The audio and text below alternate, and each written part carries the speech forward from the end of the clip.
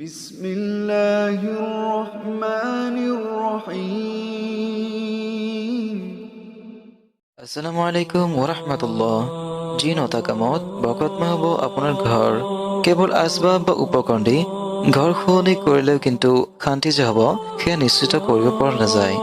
ইয়াৰ বাবে প্ৰয়োজন মহান আল্লাহৰ অনুগ্ৰহ, আৰু আল্লাহৰ অনুগ্ৰহ আল্লাহৰ স্মৰণৰ মাধ্যমতেই পোৱা যায়। আল্লাহৰ স্মৰণৰ মাত্ৰা অনুযায়ী ঘৰ সংসাৰ বৰকতময় হয়। যি নটা কামত বৰকতময় হ'ব আপোনাৰ ঘৰ, সেইবোৰ হ'ল: নম্বৰ 1, বিছমিল্লাহ বুলি ঘৰত প্ৰৱেশ। কোনো প্ৰাচীৰ বা নিৰাপত্তা কৰ্মী ঘৰত শয়তান প্ৰৱেশ বন্ধ কৰিব নোৱাৰে। এই ক্ষেত্ৰত একমাত্ৰ কাৰ্যকৰ অৱলম্বন হ'ল মহান আল্লাহৰ স্মৰণ তথা বিছমিল্লাহ বুলি প্ৰৱেশ কৰা।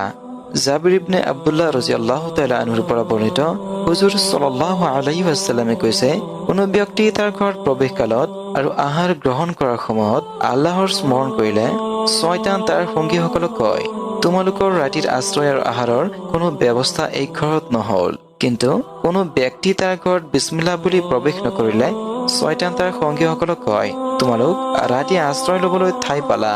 আৰু খোৱাৰ সময়ত বিছমিল্লাহ নকলে শয়তানে কয়, তোমালোকৰ ৰাতিৰ আহাৰৰ ব্যৱস্থাও হৈ গল। সহিহ মুছলিম, হাদিস নং 5381। নম্বৰ 2, সালাম দি ঘৰত প্ৰৱেশ কৰা।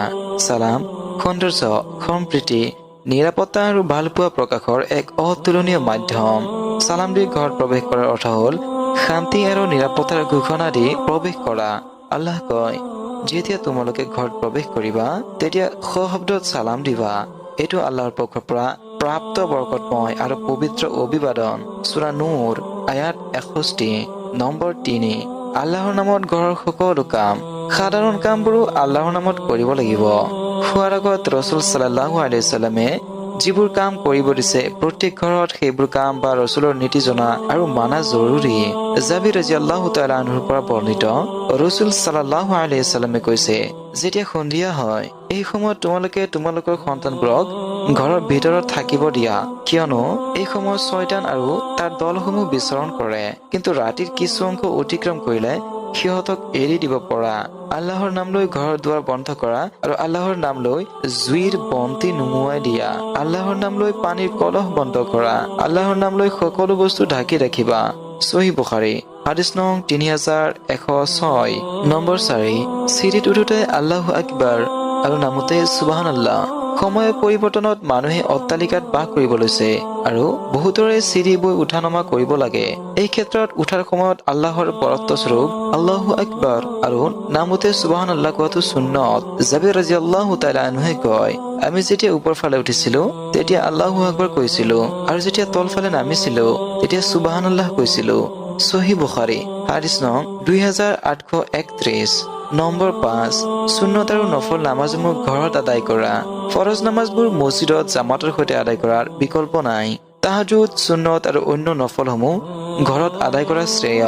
ইয়াৰ মাধ্যমত ঘৰত ৰহমত আৰু বৰকত নাজিল হয়। এই ক্ষেত্ৰত ঘৰত নামাজৰ বাবে উপযুক্ত পৰিৱেশ গঢ়িব লাগিব। ইবনে উমৰ ৰাদিয়াল্লাহু তাআলা আনহুৰ পৰা বৰ্ণিত, ৰাসূল সাল্লাল্লাহু আলাইহি ওয়াসাল্লামে কৈছে, তোমালোকে তোমালোকৰ কিছুমান নামাজ তোমালোকৰ ঘৰত আদায় কৰিবা, তোমালোকৰ ঘৰবোৰ কবৰ নবনাবা। সহিহ বুখাৰী, হাদিস নং 1131। নম্বৰ 6, কোৰআন তেলাৱাত।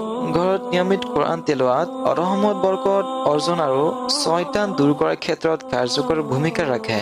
আবু হুৰাইৰা ৰাদিয়াল্লাহু তাআলা আনহুৰ পৰা বৰ্ণিত, ৰাসূল সাল্লাল্লাহু আলাইহি ওয়াসাল্লামে কৈছে, তোমালোকে তোমালোকৰ ঘৰবোৰক কবৰ নবনাবা।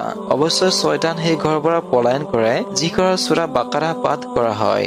সহিহ মুছলিম, হাদিস নং 1160। নম্বৰ 7, কুকুৰ, প্ৰাণীৰ চিত্ৰ বা মূৰ্তি পৰিহাৰ কৰা। কুকুৰ, প্ৰাণীৰ চিত্ৰ আৰু মূৰ্তি আল্লাহৰ ৰহমত আৰু বৰকতৰ অন্তৰাল।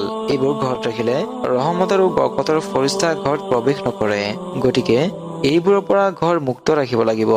আবু তালহা ৰাদিয়াল্লাহু তাআলা আনহু বৰ্ণনা কৰিছে যে নবী কৰীম সাল্লাল্লাহু আলাইহি ওয়াসাল্লামে এই বুলি কৈছে, যি ঘৰত কুকুৰ আৰু কোনো প্ৰাণীৰ চিত্ৰ থাকে সেই ঘৰত ৰহমত আৰু বৰকতৰ ফৰিস্তা প্ৰৱেশ নকৰে।